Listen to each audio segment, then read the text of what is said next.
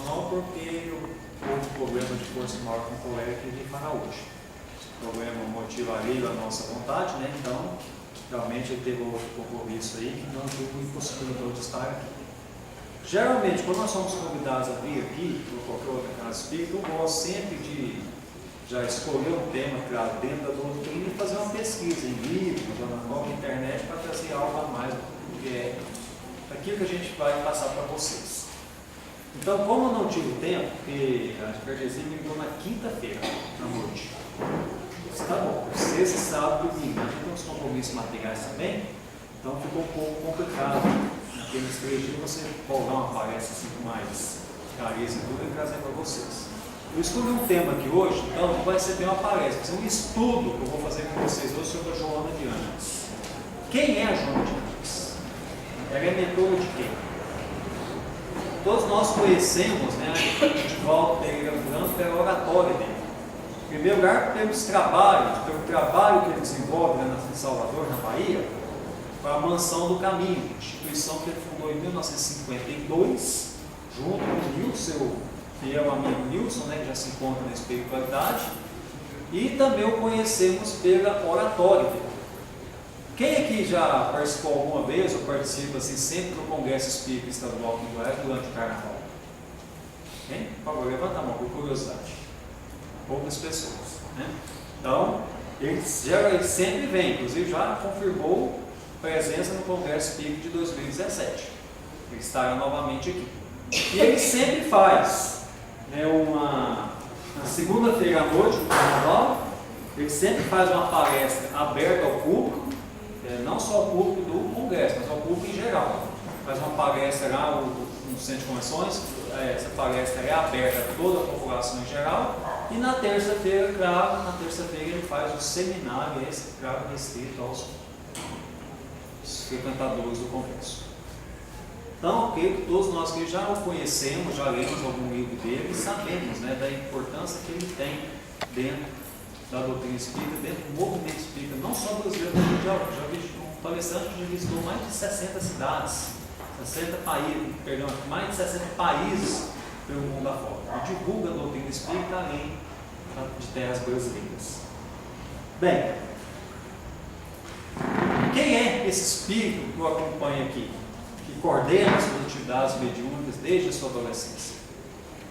Em primeiro lugar, vamos falar de Joana quando ela esteve encarnada na Terra nos tempos de Jesus. Essa encarnação dela está bem registrada no livro Boa Nova, ditado pelo espírito Humberto de Campos, psicografia de Francisco Campos Ferreira, está no capítulozinho chamado Joana de Cruz.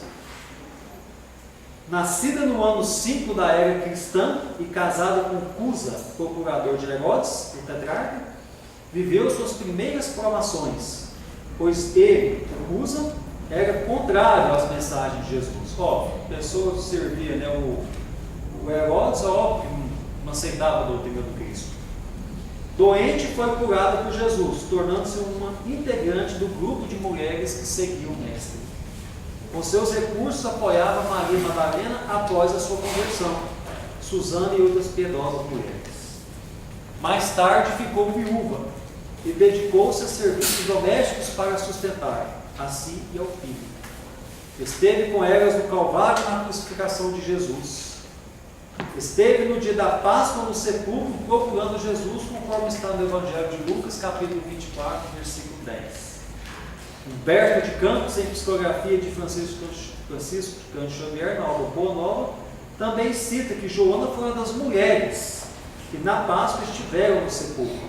Aquela história, né, que nós conhecemos, daquelas mulheres que foram lá, né, visitar o túmulo de Jesus, chegou lá, o túmulo dele estava aberto, ele não se encontrava mais no túmulo. E segundo Humberto de Campos, Joana era uma daquelas mulheres. Sua vida santa e o fato de não renunciar à fé quando levada ao Coliseu mereceu-lhe a morte juntamente com seu filho. Então ela foi condenada a, se não me falha a memória, a morrer na fogueira. E, se até faço como sugestão de leitura para vocês, leiam, passa ali, adquire o livro, ou se puder adquirir, pega na livraria aí, né, o livro Boa Nova, do Humberto de Campos. E aí ele explica como se deu essa passagem de Joana de Cusa para o plano maior. Quando ela foi amarrada ao poste, né, para ser queimada viva, é o preço que ela pagava por não renunciar ao Cristo, o seu filho também foi amarrado. Só que o filho não aceitava. O filho dela pediu: mãe, abjura desse Cristo, abjura. Ele falou: cala a boca, meu filho. Não é assim que Cristo nos ensinou, né, a ter fé nele. Não é assim, com covardia. Devemos ser fortes para testemunhar a nossa fé ao nosso mestre. E, de forma irônica, quando estava prestes, né, a acender a fogueira que queimaria o corpo, um soldado, por ironia, ainda chega perto dela, né, em tom de zombaria, e pergunta: este é o Cristo que você ama, que te ensinou a morrer? Ela disse: não, meu filho, esse é o Cristo que me ensinou a te amar. E assim que a fogueira foi acesa, né, que começou a queimar o corpo, certamente a gente acredita que ela não sentiu dor nenhuma, porque ela já desencarnou quase imediato, ela foi recolhida no plano maior. E quando ela começou a sentir aquelas primeiras dores, eis que ela sentiu um bálsamo, uma suavidade muito grande. Eis que ela escutou uma voz que ela já conhecia de muito tempo, aquela voz incomparável na terra. Quando ela olhou para o lado, era o mestre que estava do seu lado. Venha, tenha fé, eu não te esqueci, eu estou aqui, venha. Então, olha que coisa linda, você imagina a cena, você sendo condenado ali por não negar o Cristo, e quando você está no derradeiro momento da sua vida, testemunhando a sua fé, quem vem te receber no plano maior da vida? O mestre. É o preço que ela pagou, né? Por suportar a dor, por suportar não a dor física, mas a dor moral, a humilhação, né? Quem veio recebê-la, né, no plano maior da vida? O próprio mestre. Isso estará no livro Boa Nova, lá no capítulo Joana de Música. Tá? Mais tarde, na Itália, na época de Francisco de Assis, ela renasce com o nome Chiara do Feduc, em Assis, na Itália. Né? E hoje ela é conhecida como Santa Clara de Assis. Nasceu em 1194 e desencarnou em 1253. Atendendo ao chamado de Jesus, Francesco Piccolino reuniu seus amigos, entre eles a Chiara, ou a Clara, como vocês acharem melhor, e foram reformar a pequena igreja de Porciúncula, que estava em ruínas. Mas Jesus retornou a Francesco e lhe disse: Francesco, vai reformar minha igreja que está em ruínas. Então Francesco não entendeu que Jesus não estava falando de uma igreja específica, mas estava falando da igreja como uma instituição que estava sendo falida, estava sendo mal usada, que estava numa situação muito crítica com os poderes temporal e espiritual do mundo. Francesco fundou a congregação dos franciscanos. Esse Francesco é o Francisco de Assis. Chiara, ou Santa Clara, acompanhou e fundou a congregação das Irmãs Clarissas. Em 1255, Santa Clara foi canonizada pelo Papa Alexandre IV como Santa Clara de Assis. Então ela tornou-se santa, né, em 1255, através de decreto do Papa, né, Papa Alexandre IV. Tudo bem. Cerca de 400 anos mais tarde, ela renasce no México com o nome de Juana Inés de la Cruz. Nasceu em 1651 e desencarnou no ano de 1695. Filha de Manuel de Asbage e da Índia Isabel Ramírez de Santillana. Foi batizada como Juana Inés de Asbage e Ramírez de la Santillana, nome completo dela. Joana era uma criança precoce. Com 5 anos, compunha versos e aos 12 já havia aprendido vários idiomas, entre eles o latim e o português, né? Já que nasceu no México, o México falava o espanhol. Então lá ela aprendeu o latim e o português. Aos 18 anos ingressou no convento das Carmelitas Descalças. Em seguida migrou para a ordem de São Jerônimo da Conceição, com mais liberdade para sair e estudar. Passou a ser chamada Solo Juana de la Cruz. Ativa em atividades sociais, promoveu a inclusão de mulheres e mereceu a impressão de sua esfinge em nota de 1.000 pesos mexicanos. Em 1699, enquanto trabalhava pela cura de doentes que sofriam de uma epidemia, contraiu a doença e veio a desencarnar. Engraçado, isso nos lembra quem? Quem lá do tempo de Jesus, que foi cuidar de leproso, adquiriu a doença e desencarnou com a doença? Quem? Maria de Madalena. Ela não é Maria de Madalena. Não. Inclusive ela encarnou junto com Joana de Cruz, ela viveu junto com Maria de Madalena. Mas esse texto que me chamou a atenção, que Maria de Madalena ou Maria de Magdala, foi cuidar de leprosos. Desencarnou, com a mesma doença. E isso também está registrado na obra Boa Nova, do Humberto Campos. Tá? Essa trajetória de Maria de Magdala. A revista Reader Digest, eu não sei se pronuncia assim, porque é em inglês o nome, homenageou em julho de 1972 com o título de primeira mulher feminista do mundo. Mais tarde, em 1761, ela renasce na Bahia com o nome de Joana Angélica de Jesus. Desde cedo foi uma jovem ativa. Ingressou no convento da Lapa da Congregação das Franciscanas. Engraçado, ela já havia vivido com Francisco de Assis, já 500 anos atrás na Itália. Logo progrediu e tornou-se priora. Em 7 de setembro de 1822, que data é essa? 7 de setembro? Dia da independência, Quando Dom Pedro proclamou a independência, um grupo de portugueses se opôs e pegou em armas. Na Bahia invadiram o convento e Joana enfrentou-os com o crucifixo em mão para salvar a honra das co-irmãs. Tem um livro que diz, mais para frente, Veneranda Joana de Ângeles. E tem um outro que chama Joana e Jesus, uma história de amor, um negócio assim. Joana e Jesus, eu não me lembro o nome. Tem essa história muito bem relatada, que ela morreu lá nesse convento na Bahia para salvar a vida das outras irmãs, porque a intenção desses portugueses era invadir a igreja e matar todo mundo. E me parece, não me falha a memória, conseguiu esconder as irmãs no local dentro dessa igreja, e ela foi sozinha na porta. E lá, conforme fala aqui, ela foi morta com um golpe de baioneta por um soldado português. Mas nessa luta as irmãs puderam fugir e se refugiaram no convento da Soledade. Joana tornou-se mártir da independência. Se não me falha a memória, baioneta, acho que é uma espingarda que tem uma ponta, parecendo uma faca, não é isso? Uma ponta, pontiaguda, na ponta. Enquanto levaram esse negócio lá, ela foi para defender a igreja, defender as irmãs que estavam lá escondidas, ela perdeu a vida. Quer dizer, ela deu a vida dela para salvar a vida das outras irmãs. Assim, Joana dá conta de seu espiritualidade superior, de sua longa preparação em ações que estudam o comportamento e as emoções das pessoas, laboratório de formação de sua psicologia. Hoje, no mundo espiritual, como Joana de Ângeles, segue estudando psicologia e transmitindo seus ensinamentos ao planeta através de médiuns como Divaldo Pereira Franco, fazendo a psicologia avançar na ação harmônica da ciência e da espiritualidade. Então, quer dizer, coincidentemente, ela teve 4 encarnações que nós citamos aqui, ela teve, as 4, ela teve 3, com o nome de Joana. Interessante, Joana de Cruz, Joana Inês da Cruz e Joana Angélica de Jesus, na Bahia. Então, no livro A Veneranda Joana de Ângeles, Divaldo Franco conta de sua surpresa quando, em 1945, recebeu sua primeira mensagem, identificando-se como um espírito amigo, e que, após alguns anos, se identifica-se como Joana de Ângeles e convida-o a ajudar a escrever a série psicológica, com o objetivo de fazer uma ponte entre o mundo espiritual e a psicologia praticada no planeta. Bem, e como se deu esse encontro dela com o Divaldo Pereira Franco? Porque o Divaldo era doido para ter um mentor.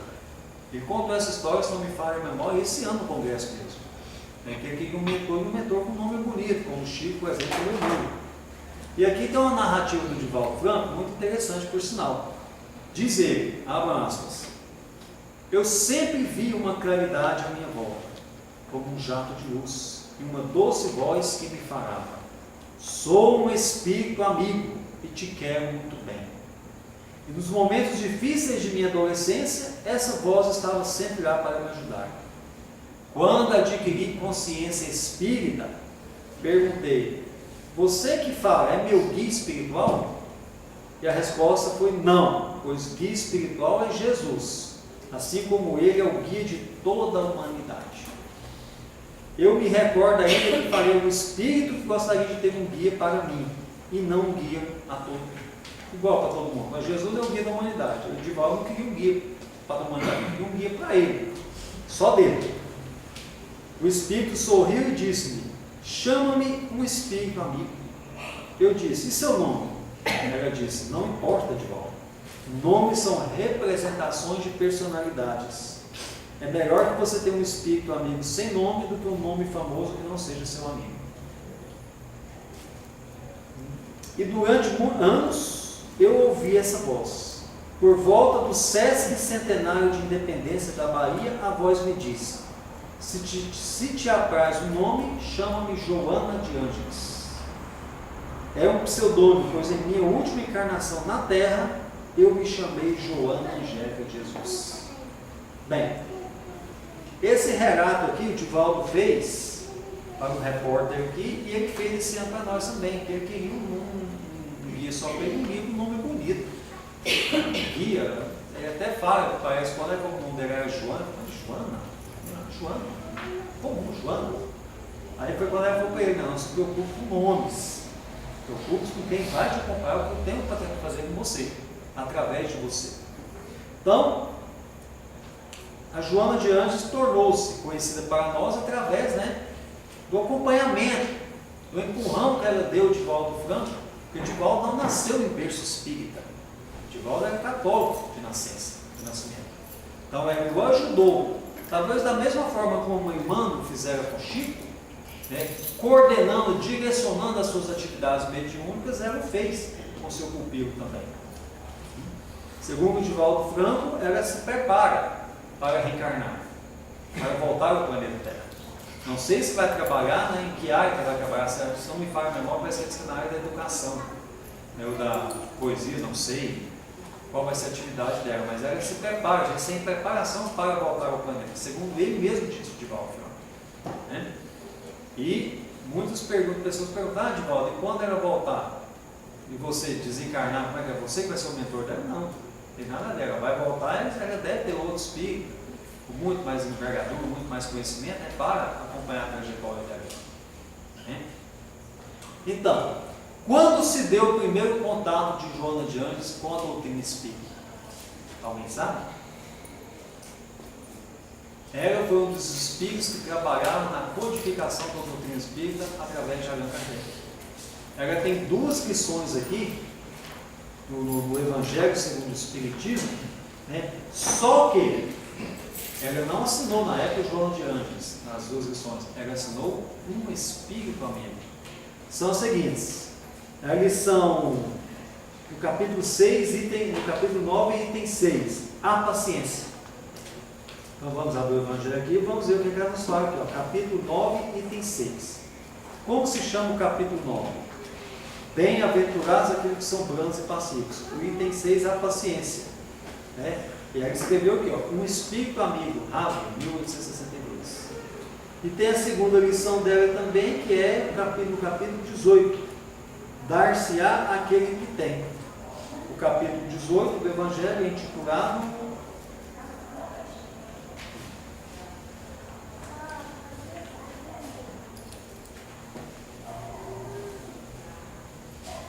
Muitos os chamados e poucos os escolhidos. Então, na lição aqui, dar-se-á aquele que muito tem. Isso mesmo.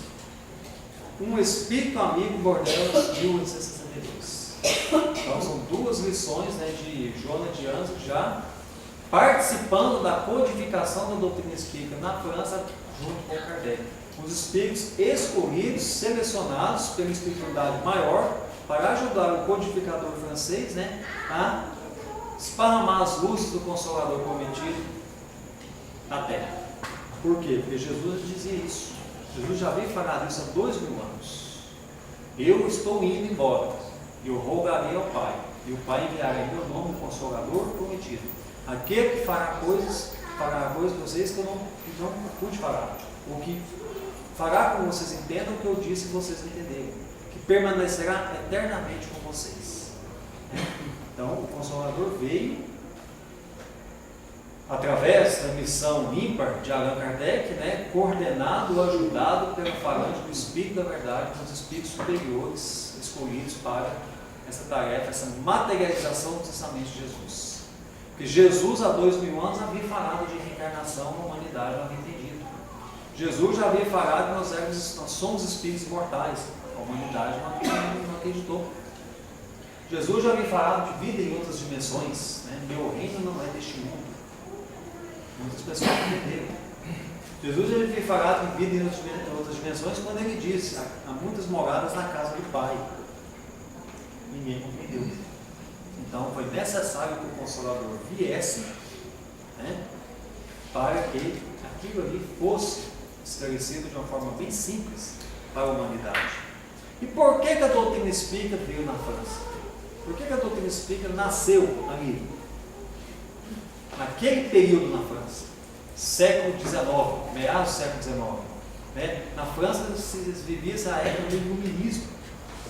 Grandes pensadores estavam encarnados ali, dentre eles Karl Popper, codificador, estavam ali. A França talvez era a maior potência cultural da época. Então, tinha um porquê da doutrina nascer. Mas mais cedo, mais tarde, ela se expandiu para as terras brasileiras, fazendo do Brasil hoje a maior nação espírita do mundo. Embora o espiritismo tenha nascido com doutrina na França. Então, por que Jesus escolheu o Brasil, né, como terra do seu Evangelho, como a pátria do Evangelho? Primeira lição lá no livro Brasil, Coração do Mundo, Pátria do Evangelho, também, coincidentemente, no Humberto de Campos, ele explica isso. Fazendo uma visita em espírito pela terra lá para os anos 1400, para 1300, 1400, Jesus foi visitar vários pontos da terra e escolheu um ponto onde haveria de deixar a semente do seu Evangelho. Ele esteve uma simpatia, ele sobreviveu a América, esteve pela terra brasileira. Vocês podem observar que das três grandes religiões cristãs, o catolicismo, o protestantismo e o espiritismo, o Brasil é o maior país espírita do mundo e o Brasil é o maior país católico do mundo. Isso está se encaminhando, talvez, para ser também o maior país evangélico do mundo. Coincidência, será? Não é aqui que é para ser a terra do Cruzeiro? A terra onde deve se florescer a semente do Evangelho? Então, será que Jesus errou? Alguém acredita que Cristo erraria? Sendo um espírito puro, o modelo que Deus enviou ao homem, guia para servir de modelo, de exemplo, a ser seguido? É claro. Então, tudo tem um porquê.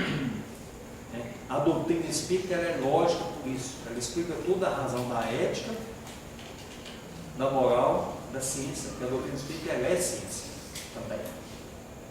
Então não há porquê. Tudo se encaixa nos ensinamentos da doutrina espírita. Tudo tem um porquê, tudo tem uma resposta. Então é isso, o que eu tinha para falar para vocês hoje é isso.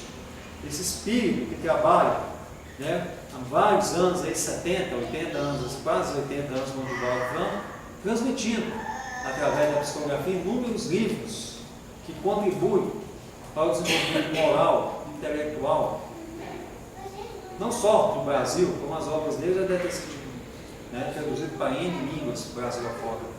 A Joana de Anjos trabalha muito com psicologia. Daí muitas pessoas até acham que os livros dela é um pouco difícil, não vai usar um linguajar bem rebuscado mesmo, bem erudito mesmo. Mas ela é um espírito que trabalha, que estuda no mundo espiritual, que traz conhecimento de lá para cá. Ela faz estudos de psicologia lá para ajudar os psicólogos daqui. Traz informações de lá para os psicólogos aqui, né? Usa esses conhecimentos até para fazer a terapia com seus pacientes. Então, é um espírito de escola, um espírito iluminado, um espírito de alta envergadura espiritual, que certamente, ao renascer no planeta, quiçá, em terras brasileiras, como Emmanuel já está aqui, conforme o próprio Chico já veio falar, né? Emmanuel também, perdão, Divaldo também, que o Emmanuel já está reencarnado no Brasil há mais ou menos 16 anos, nasceu no interior de São Paulo. Somente o Chico sabia não, ainda sabe, né, que não morreu, ele desencarnou, continua vivendo mais do que nós ainda. Somente o Chico sabe onde o Emmanuel está reencarnado, que é ele. A única informação que ele nos passou é que o Emmanuel está reencarnado no interior de São Paulo e futuramente virá trabalhar na área da educação também. Então, é isso. Vou passar para vocês, é isso. Esse também é um modelo a ser seguido.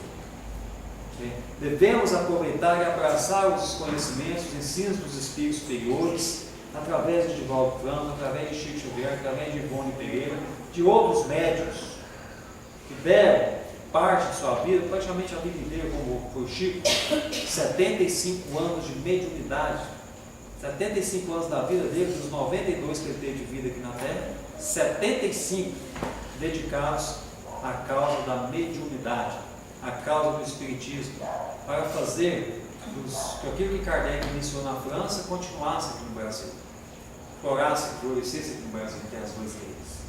Então, devemos abraçar os ensinamentos desses espíritos, porque são ensinamentos que certamente nos conduzirão a planos maiores da espiritualidade. O quão gratificante é quantas informações essa doutrina consoladora nos passa.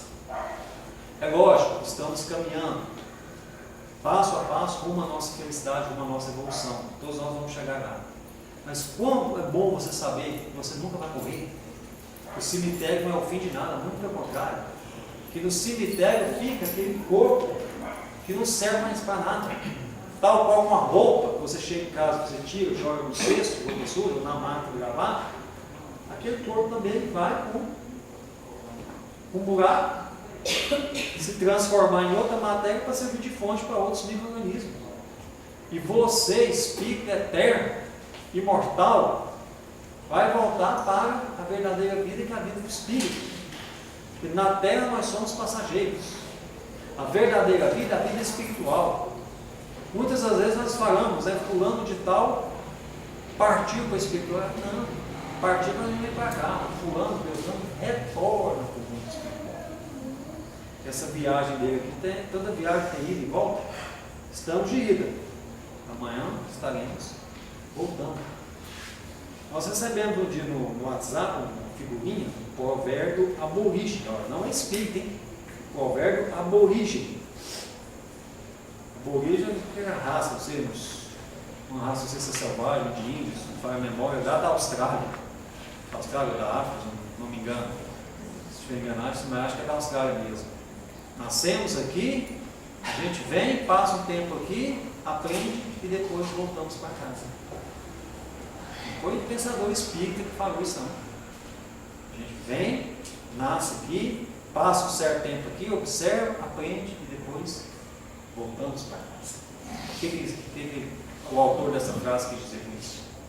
Somos passageiros dessa grande espaçonave chamada planeta Terra. Ninguém morre, acredita nisso, ninguém morre. Todos nós somos imortais. Eterno é Deus. Qual que é a diferença?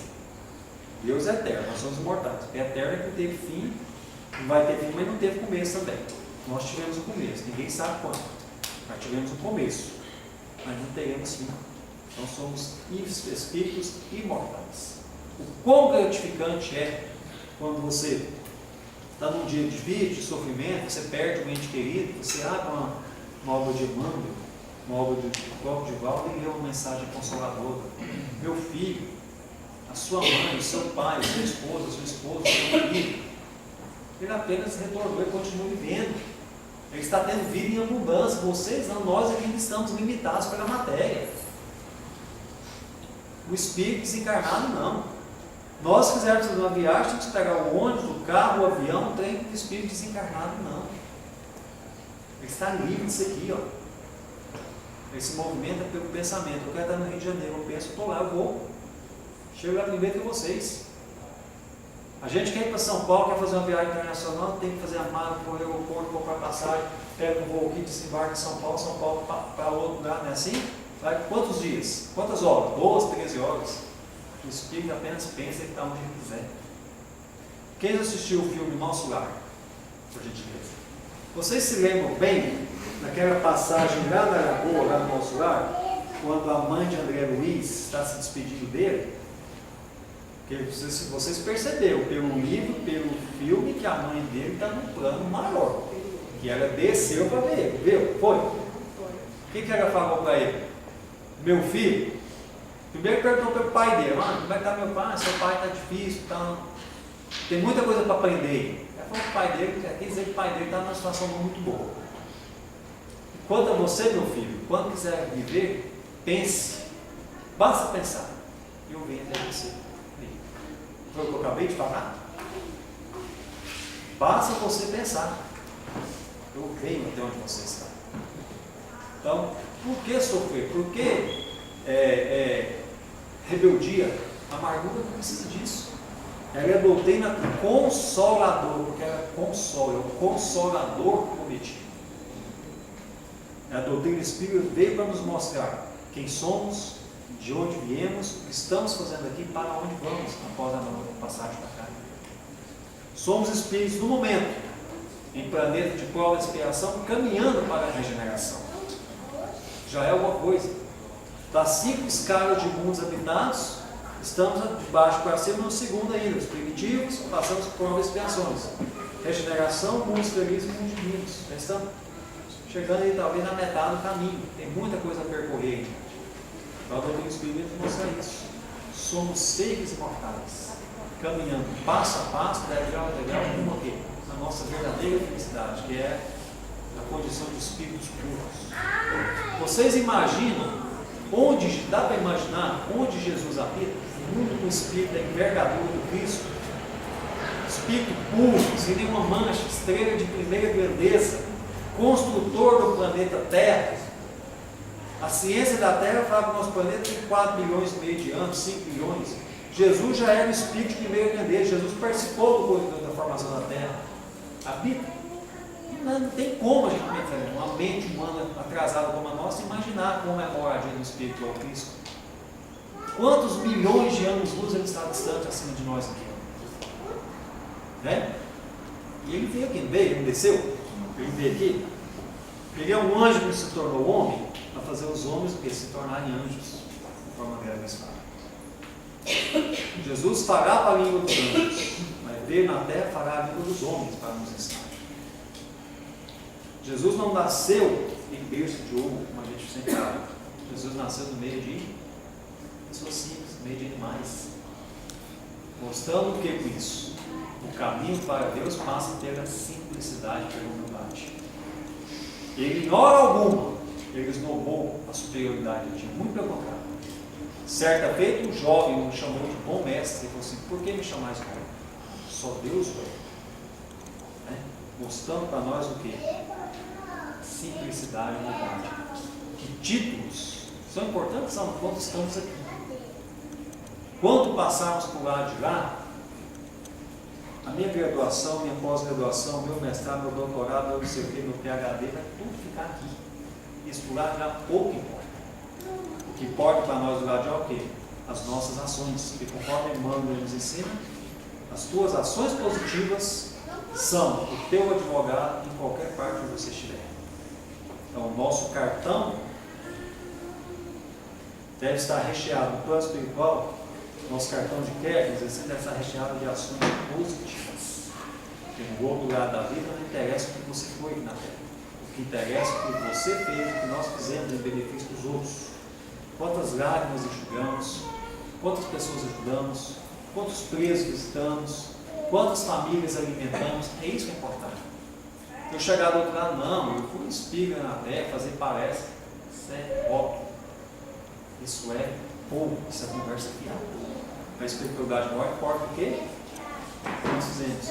E só para encerrar, vou terminar com uma frase, né, de Madre Teresa de Calcutá, que foi agora, foi recentemente, beatificado, santificado pelo Papa, foi isso?